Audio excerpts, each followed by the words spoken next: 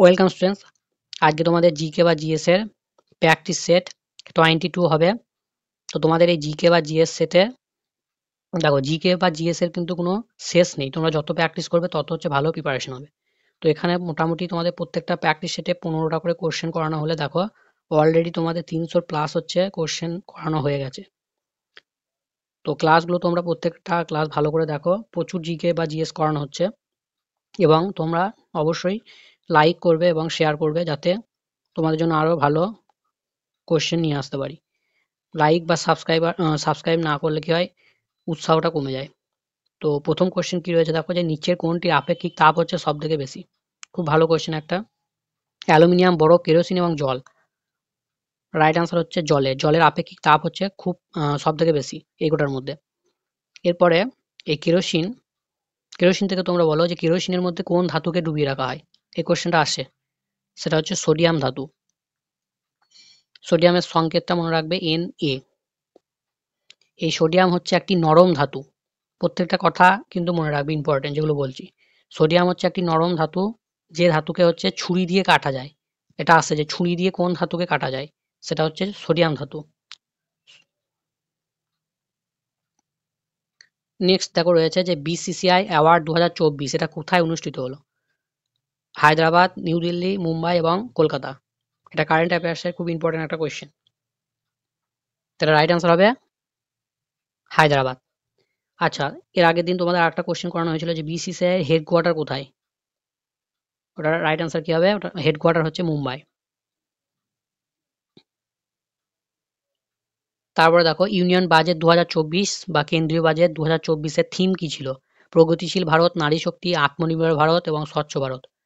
ভীষণ ইম্পর্টেন্ট একটা কোয়েশ্চেন বাজেটের থেকে। রাইট আনসার হচ্ছে তোমাদের নারী শক্তি।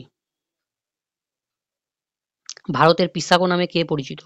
রবীন্দ্রনাথ ঠাকুর, সর্দার বল্লভভাই প্যাটেল, এম.এফ. হুসেন এবং অবনীন্দ্রনাথ ঠাকুর। ভারতের পিসাকো হচ্ছে বলা হয় এম.এফ. হুসেনকে।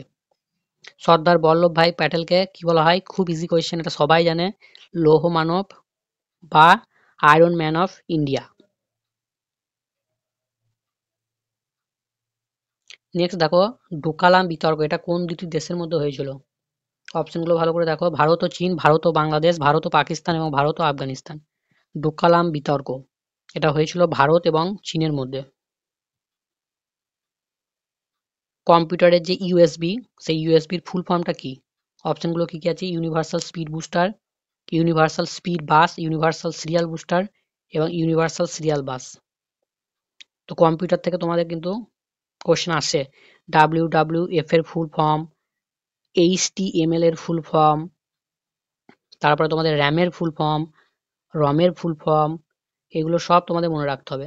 যেমন লেডি কনস্টেবলে এসেছিল তোমাদের যে ওয়াইফাই এর ফুল ফর্ম কি। ওয়াইফাই যে আমরা ইউজ করি তার ফুল ফর্ম কি। তো তোমরা কমেন্ট বক্সে এটা লিখে জানাবে, তোমাদের জন্য এটা কোশ্চেন থাকলো আজকে, যে ওয়াইফাই এর ফুল ফর্মটা কি। তো 6 নম্বর কোশ্চেনের ইউএসবির ফুল ফর্ম হচ্ছে ইউনিভার্সাল সিরিয়াল বাস। রাইট আনসার হচ্ছে তোমাদের অপশন ডি। নেক্সট দেখো কি রয়েছে, ভারতের প্রথম দেশীয় রঙিন চলচ্চিত্র কোনটি। গান্ধীজি, কিষান কন্যা, পথের পাঁচালী এবং রাজা রাজা হরিশ্চন্দ্র। প্রথম দেশীয় রঙিন চলচ্চিত্র কিষান কন্যা। এ প্যাসেজ টু ইন্ডিয়া কার লেখা, জওহরলাল নেহেরু, দাদাভাই নৌরোজি, ই.এম. ফস্টার এবং সরোজিনী নাইডু। রাইট আনসার হচ্ছে অপশন সি, ই.এম. ফস্টার। জওহরলাল নেহেরুর লেখা দ্য ডিসকভারি অফ ইন্ডিয়া।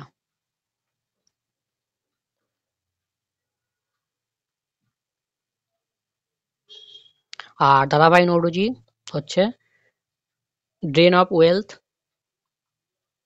বা সম্পদের নির্গমন তত্ত্ব। এটা দিয়েছিলেন কে, দাদাভাই নৌরোজি। এটা আছে সম্পদের নির্গমন তত্ত্ব বা ড্রেন অফ ওয়েলথ। নেক্সট হচ্ছে নট্টবরু লৌহ আকরিক খনিটি কোথায় অবস্থিত। এটা তোমাদের WBCS 2022 এর কোশ্চেন। অপশনগুলো কি কি, ময়ূরভঞ্জ জেলা, সিংভূম জেলা, বস্তার জেলা এবং দুর্গ জেলা। নট্টবরু লৌহ আকরিক খনি এটা রয়েছে তোমাদের সিংভূম জেলা।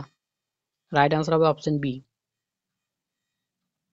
তারপরে দেখো খুব ভালো একটা কোশ্চেন, ইম্পর্টেন্ট যে রাজ্যসভায় কুরামের জন্য ন্যূনতম কতজনের উপস্থিতি হচ্ছে প্রয়োজন?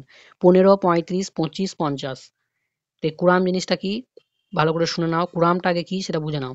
যে কুরাম হচ্ছে রাজ্যসভা বা লোকসভায় মিটিংটা হবার জন্য বা সেশনটা হবার জন্য মিনিমাম যে টোটাল মেম্বার তার 1/10 মেম্বারকে হচ্ছে রাজ্যসভায় বা লোকসভায় উপস্থিত থাকতে হবে, তবে সেই সেশনটা শুরু করা যাবে। আর না হলে কিন্তু সেই সেশনটাকে শুরু করা যাবে না গো। সেই সেশনটাকে সাসপেন্ড করে দিতে পারে আমাদের লোকসভার স্পিকার, বা রাজ্যসভার ক্ষেত্রেও সাসপেন্ড করে দিতে পারে। তো ধরো আমাদের রাজ্যসভার মোট সদস্য সংখ্যা কত রয়েছে? মোট সিট সংখ্যা রয়েছে 250। তাহলে 250-এর মধ্যে 250-এর 1/10 মানে হচ্ছে তোমাদের 25 জন মিনিমাম থাকতেই হবে উপস্থিত, না হলে সেই সেশনটাকে কিন্তু শুরু করা যাবে না। তাহলে রাইট আনসার হয়ে যাচ্ছে তোমাদের 25। নেক্সট হচ্ছে কোন মুঘল রাজপুত্র আবুল ফজলকে হত্যা করেছিল? খুরাম, সেলিম, খসরু এবং আজিমুসান। আবুল ফজল হত্যা করেছিল আমাদের মুঘল সম্রাট আকবরের পুত্র, যার আকবরের পুত্র নাম হচ্ছে সেলিম। এই সেলিম পরবর্তীকালে আমাদের হচ্ছে জাহাঙ্গীর। আকবরের পরে বসেছিলেন সিংহাসনে জাহাঙ্গীর। তো জাহাঙ্গীরের নাম ছিল তোমরা জানো যে সেলিম। তাহলে এটা রাইট আনসার হচ্ছে তোমাদের অপশন বি। এই সেলিম হচ্ছে আবুল ফজলকে হত্যা করে। নেক্সট কোয়েশ্চেন কি আছে দেখো, যে 2026-এ যে কমনওয়েলথ গেমস সেটা অস্ট্রেলিয়ায় অনুষ্ঠিত হবে। তো সেই অস্ট্রেলিয়ার কোন শহরে এটা অনুষ্ঠিত হবে? সিডনি, পার্থ, ব্রিসবেন এবং ভিক্টোরিয়া। রাইট আনসার হবে ভিক্টোরিয়া। অনেকেই সিডনি করবে, সিডনি কিন্তু না। রাইট আনসার হচ্ছে তোমাদের ভিক্টোরিয়া। নেক্সট হচ্ছে ভারত সরকারের প্রথম আইন অফিসার কে? First law officer of India কাকে বলা হয়? অপশনগুলো কি কি? অ্যাটর্নি জেনারেল অফ ইন্ডিয়া, রাষ্ট্রপতি, আইন সচিব, কেন্দ্রীয় আইনমন্ত্রী। রাইট আনসার হচ্ছে অ্যাটর্নি জেনারেল অফ ইন্ডিয়া। তো এই অ্যাটর্নি জেনারেল অফ ইন্ডিয়াকে কে নিয়োগ করে? রাষ্ট্রপতি। রাষ্ট্রপতি নিয়োগ করে। সময়কাল কত বছর?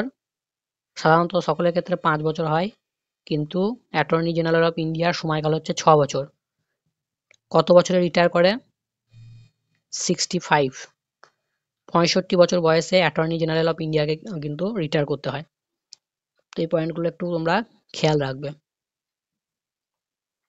আর অ্যাটর্নি জেনারেল অফ ইন্ডিয়া তার যে ইনকাম, তার যে স্যালারি, সেই স্যালারিটা কার সঙ্গে সমান হয়? স্যালারিটা হচ্ছে তোমাদের সুপ্রিম কোর্টের যে জাজ রয়েছে তাদের সঙ্গে হচ্ছে সমান হয়। সুপ্রিম কোর্টের জাজের সঙ্গে অ্যাটর্নি জেনারেল অফ ইন্ডিয়ার স্যালারি কিন্তু সমান হয়। নেক্সট হচ্ছে কোষের ক্লান্তির জন্য কোনটি দায়ী? ল্যাকটিক অ্যাসিড, পেপসিন, অ্যামাইলেজ এবং অ্যাড্রিনালিন। তো দু ধরনের শ্বসন হয়, একটা তোমাদের হচ্ছে কি কি সবাত শ্বসন আর হচ্ছে অবাত শ্বসন। সবাত শ্বসন কাকে বলে? যেটা হচ্ছে তোমাদের অক্সিজেনের উপস্থিতিতে যখন গ্লুকোজ হচ্ছে ভাঙে, অক্সিজেনের উপস্থিতিতে যখন গ্লুকোজ ভাঙে, গ্লুকোজ ভেঙে হচ্ছে শক্তি উৎপন্ন হয়, সেক্ষেত্রে আমাদের হচ্ছে সবাত শ্বসন। আর যখন অক্সিজেনের অনুপস্থিতিতে গ্লুকোজ ভাঙে তখন হচ্ছে তাকে বলা হচ্ছে অবাত শোষণ। তো এই অবাত শোষণের ফলে হচ্ছে পেশির ক্লান্তি হয়। ঠিক আছে, এটা ঠিক কোষের ক্লান্তি না, এটা হচ্ছে পেশির ক্লান্তি হবে। ঠিক আছে, পেশির ক্লান্তির জন্য কোনটি দায়ী? কোশ্চেনটা হচ্ছে পেশির ক্লান্তির জন্য কোনটা দায়ী। তো পেশিতে তখন ল্যাকটিক অ্যাসিড জমে গেলে আমাদের পেশির ক্লান্তি দেখা যায়। তাহলে এখানে রাইট আনসার হচ্ছে তোমাদের ল্যাকটিক অ্যাসিড। ঠিক আছে, এই ল্যাকটিক অ্যাসিডও থাকতে পারে, কিংবা তোমাদের অপশনে যদি ল্যাকটিক অ্যাসিড না থাকে তাহলে থাকবে ইথাইল অ্যালকোহল। ইথাইল অ্যালকোহল জমলে কিন্তু পেশির ক্লান্তি হবে। Ethyl alcohol. তো আশা করি ক্লিয়ার হয়ে গেল সবার শোষণ এবং অবাত শোষণ। এই পয়েন্টগুলো কিন্তু খেয়াল রাখবে, ভালো বারবার বলছি। নেক্সট হচ্ছে ইস্টের সন্ধান, যেটাকে তোমরা ইংলিশে বলো ফার্মেন্টেশন। সো ফার্মেন্টেশনের জন্য কোনটি দায়ী? দেখো এখানে অপশনগুলো জাইমেজ, ইনভার্টেজ, অ্যামাইলেজ এবং গ্যালাক্টেজ। এটা রাইট আনসার হবে জাইমেজ। তাহলে আজকে তোমাদের আরও 15টা কোয়েশ্চেন কিন্তু কমপ্লিট হলো। তো তোমরা ভিডিওটা ভালো লাগলে অবশ্যই কিন্তু লাইক এবং শেয়ার করবে, কারণ তোমাদের লাইক এবং শেয়ারের দিলে কি হয়, ভিডিও করার অনেক বেশি উৎসাহ পাওয়া যায়।